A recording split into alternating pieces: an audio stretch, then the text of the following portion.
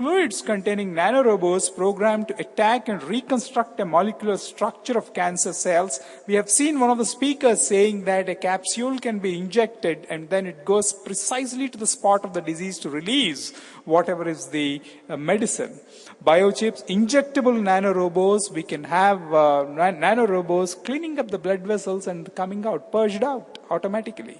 Wherever there's a block, there's no need for an angio, just inject a few nanorobots, they clean up. Exciting, absolutely exciting possibilities, but then do we have that kind of a maturity to look at it in the way a connoisseur looks at all these things?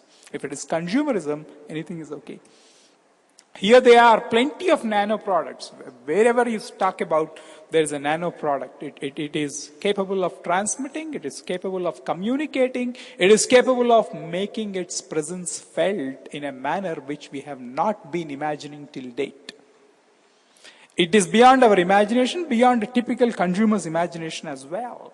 This is my last slide, and I didn't really want to take too much of a time. Dr. Ganapathy has already cautioned that I am the last speaker. Please do read this book, The Human Use of Human Beings, Cybernetics and Society. It was so nice to begin with. On my left side, they were focusing on the human mind and how it fits into a sort of a human yantra kind of a thing. Gradually it moved to some chips inside the brain or electronic components. Today, anything can talk to anything else. The 3 cover pages I have deliberately chosen. The first cover page is about a human head, which is really showing some geometry. Also, you can see that for yourself. It's regular geometric figures. Greeks had what they called sacred geometry. The second cover page, the next edition, came up with some chips indicated in the brain. And the third one is any 2 abstract devices keep communicating. That is the kind of a progress which has been not merely alarming, but very, very thought-provoking. I request all of you to look at the sequence of the cover pages. And this quote once again by Alexis Carrel, to what extent is any given man morally responsible for any given act? We do not know. So that is something, which I leave it as a thought at the end of the conference. We are intrinsically good. We are morally autonomous. But then, beyond a point, we are what we are, human beings. And it's a faith in the humanity at large that should make us rethink about many such transformations that we have been making in the very outlook towards how a human being should be looked at. I leave it here. Thank you very much. Human body. This is quite interesting. So I would like to invite Dr. Ganapathy to the podium to conclude the day's proceedings. Dr. Ganapathy? Any questions on your session? So I'd like to throw the floor open to questions. Any questions? Yes, please.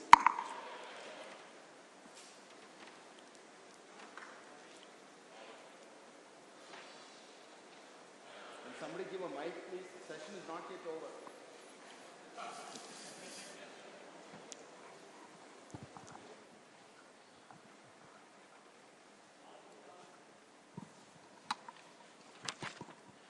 Hi, I am Ashish. My question is not specific to this session which we had. It's more of a little generic, and it's addressed to anyone who can answer it. We have seen, last 2 days, we have seen transforming healthcare through IT. We have seen a lot of things such as EHR, EMR, PHR. You have seen mobile apps, etc.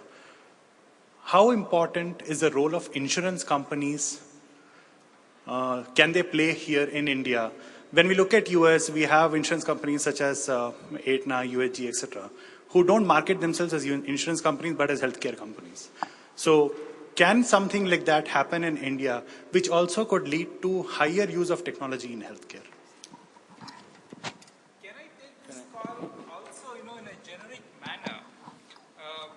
What is happening, in my opinion, is There was a point in time when people were just drinking whatever water was available, just breathing air, but then they never had this problem of, thinking that they will fall ill. Today, we are trying to tell that only if Bisleri water is there, they are safe. The idea of extending the lifetime has been the crux in the entire insurance, and that gets linked to healthcare. That is what the healthcare is succeeding today. They are saying that we are able to extend the lifespan, come whatever may. That's the first success in the way we are practicing healthcare.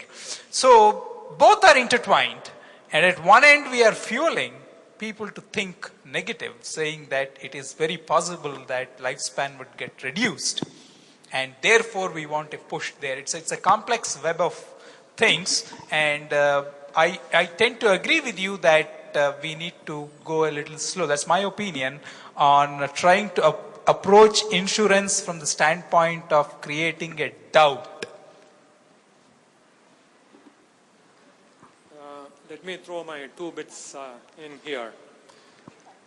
In terms of what the insurance industry is doing to the healthcare, my own belief is that the insurance industry provides a service in terms of bringing healthcare, I would say, to the masses. So there are definite benefits in terms of having healthcare insurance available. But it is also my belief that in the long term, insurance tends to raise the costs for healthcare.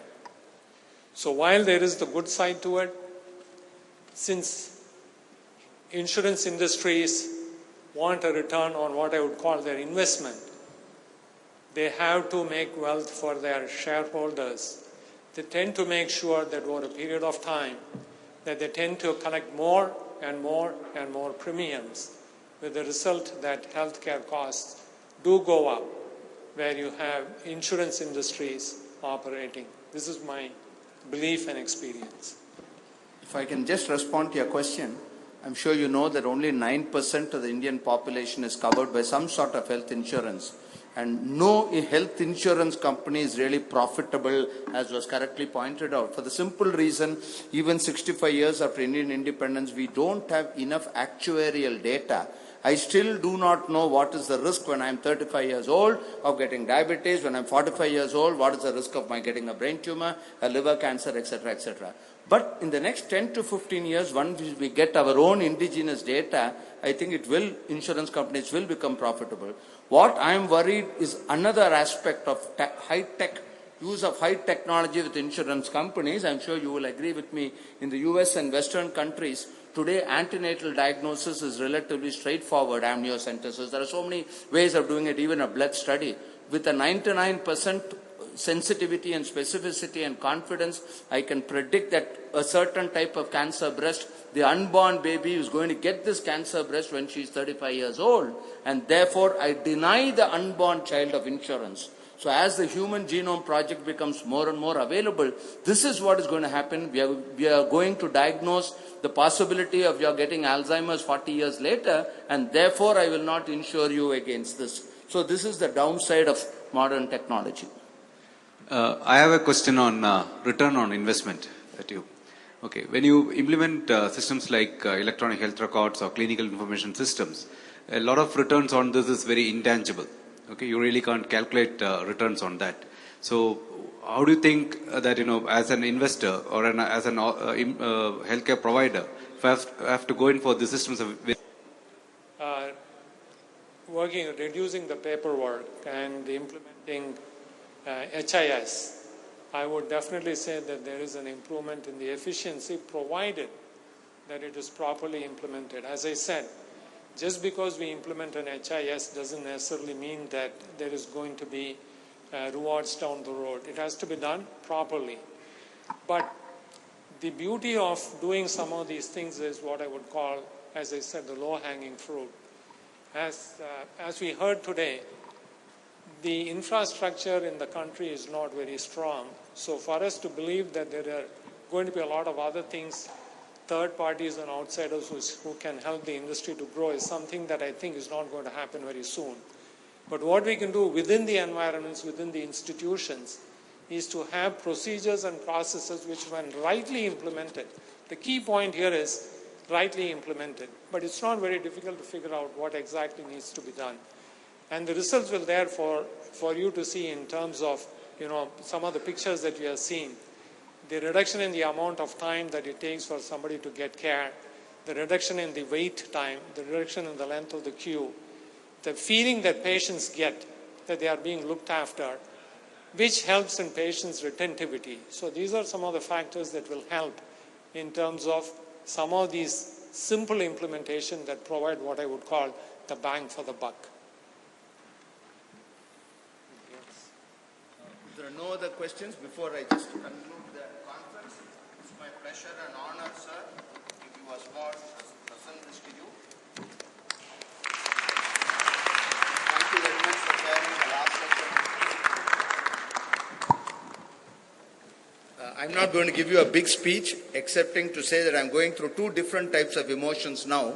One, I'm sad, and I apologize once again for the inadvertent delay, which was beyond our control. We had planned a lot of things on a wrap-up session, and we had hoping to get this webcast, and there were hundreds of people available all around the world who were supposed to interact, etc. But because of the uncertainty of time, we were forced to cancel the last session.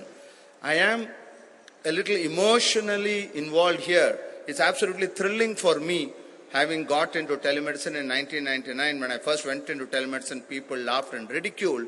And today is absolutely thrilling for me to see some of you have come at 7 o'clock in the morning. It is now 6:15 in the evening, and I see 40, 50 people here listening with rapt attention. Thank you very much. I think this speaks for itself. And it was Walter Hugo who said, when the time has come for something, it's going to happen. Nothing can stop an idea whose time has come. And I really think the time has come now. And I, for one, am absolutely thrilled to see so many of you still here 11 hours after most of you came. We dispensed with tea breaks. We cut short the lunch breaks. We do hope you found it useful. And thank you once again. I'm not going to give a big speech, excepting to say that no conference can ever happen without the people participating. And as chairman of the scientific committee, I take the full responsibility for several lacunae, several deficiencies, several time snags, etc. But believe me, it's quite interesting, to say the least, to be able to make a conference taking into account arrival time, departure time of 66 different planes, and taking into account the traffic and how much time it goes, etc. I hope somebody develops a software program so that I get a satisfaction level of 10 out of 10 for every one of this. So thank you once again on behalf of the organizing committee, and I do hope next year we will. Do you want to have this conference again? So the next year, please send me your inputs. Please let us know, give us suggestions how to do it, any suggestions for topics, speakers, subgroups, etc., etc. We'll assure you, we will reply to you. So looking forward to meeting you next year. Thank you once again. I seem to be getting advanced Alzheimer's disease. I would like to place and record our thanks to our event managers and all the young boys here for their enthusiasm for comparing this and for managing the entire scientific program. Thank you all, everybody.